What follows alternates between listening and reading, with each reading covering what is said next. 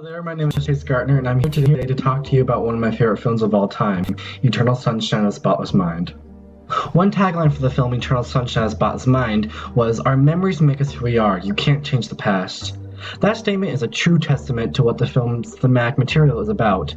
It is a story of love, but one that depicts love in both its negative and positive aspects, demonstrating the chaos of life and the way we affect one another.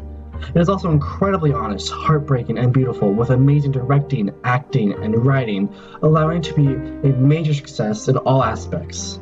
Directed by Michael Gondry, written by Charlie Kaufman, and starring Jim Carrey, Kate Winslet, Kirsten Dunst, and Mark Ruffalo, the film was a major surprise upon its release for its experimentation and accessibility. The story follows a young man named Joel, played by Jim Carrey, who, after a horrible breakup with his girlfriend Clementine, who is played by Kate Winslet, decides to erase his memory of her. During the process, though, he begins to realize he doesn't want to erase the memory and fights back, allowing the film to create an interesting dynamic between memory, humor, loss, and love. But the most important and most vital scene for the film comes towards the end of the film. It's a scene that's easily the most artistically done as well as the most heart-wrenching.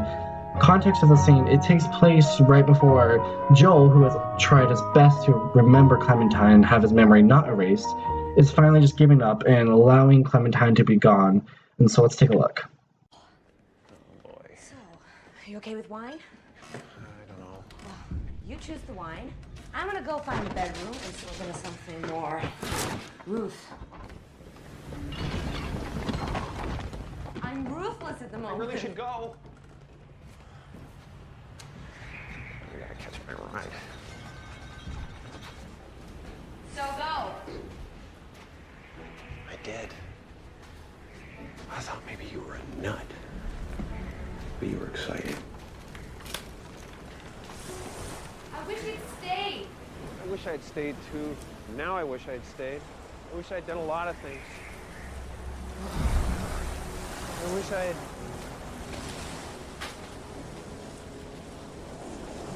had stayed.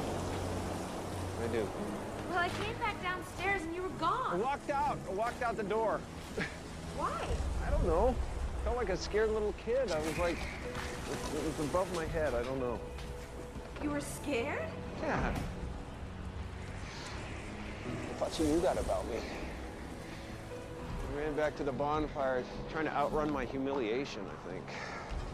Was it something I said? Yeah. You said so go. With such disdain, you know? Oh, I'm sorry. It's okay.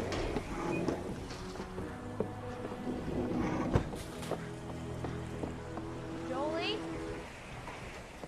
What if you stayed this time? I walked out the door. There's no memory left. Come back and make up a goodbye at least. Let's pretend we had one.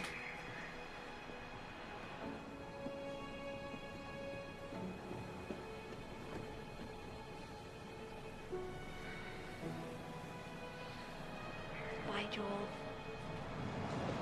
I love you. Meet me in Montauk.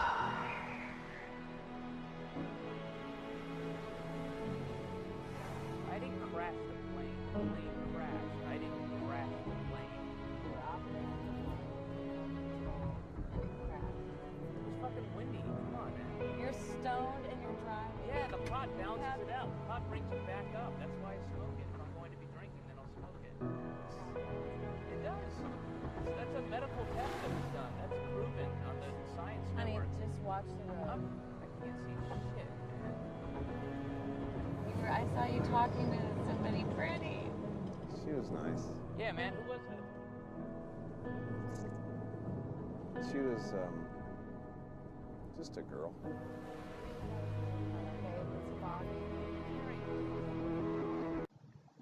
Here, Michael Gondry has incorporated a massive amount of his signature art style into the scene. The scene is a flashback of Joel's, which is the day he first met Clementine. It's darkly lit, and the lighting is a high contrast and dramatic. Gondry implemented the style to illustrate the way one remembers a memory. We can't see everything around Joel and Clementine, instead we only see them and some of the minor details in the background. Thus, Through the lighting and cinematography, we can see the haziness and fleeting feeling the scene contains because Joel's memory is being erased, but he's also remembering it. We then cut to a shot of the house Clementine and Joel have broken into crumbling and falling apart. While this is slightly an artistic liberty, in reality the house didn't actually crumble. The symbolism is so powerful and profound. This image demonstrates how the foundation that Clementine and Joel have created together is figuratively and literally falling apart. This is the last moment we see Joel being able to remember Clementine, and so he's allowing himself to live in the final moments. The house begins to fill with sand and water, as Joel begins to state that he wishes he had stayed. In my opinion, this is the most important moment in the film, because we see that Joel has given up trying to remember Clementine, and there's nothing that he can do to stop this eraser now. It also illustrates how Joel regrets the way he treated Clementine, and how he wishes he could change the past. Mikhail Gondry utilizes unique imagery of the ocean enveloping Joel as he calmly walks about the house. The contrast between the house being destroyed and swallowed by the ocean versus Joel's forlorn goodbyes to Clementine highlight the pain behind leaving the memories of Clementine behind and accepting that they will be gone forever. The soundtrack swells alongside the ocean, and we feel as if we are adrift of sea with our emotions, accepting the fact that neither Joel nor Clementine can return to this moment ever again. Then, as Joel walks out, Clementine reaches out to him saying, "What if you stayed this time?" Joel turns around to state that he walked out the door and there's no memory left. Clementine makes one last plea to make up a goodbye, pretending they had one at least. As they say their goodbyes, the shot pans out and they are in the left of the frame. We can now see the house is almost completely destroyed, but more importantly, we see that the memory is almost completely faded and gone. This is proven through Gondry setting up the shot in a dark and blurring manner, allowing the viewers to understand that there is a sense of finale in this scene. Then in a sudden cut, Clementine and Joel share one last moment together as they stare into each other's eyes. This close-up is one of the few in the film, and it works so effectively because we as viewers know that is the last time that Joel will remember Clementine. Gondry then zooms out and blurs the shot, allowing the memory to be erased. We then cut to a shot of Joel in a car driving back home after meeting Clementine, and as he is driving, the final memories are drifting on by outside of the car. Gondry's signature bizarre imagery comes to full play here, where we see everything is becoming confused, muddled, and lost as Joel sees these memories one more time.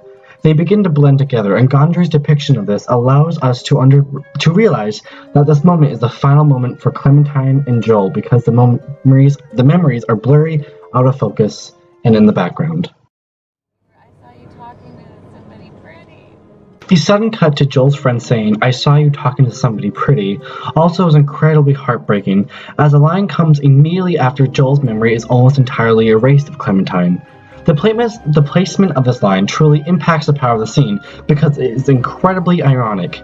This is the first moment Joel remembers Clementine, as well as his last time he is remembering her. If that's not incredible writing, then I do not know what is. And that's my analysis of Eternal Sunshine of the Spotless Mind. I really hope you enjoyed, and thank you for watching.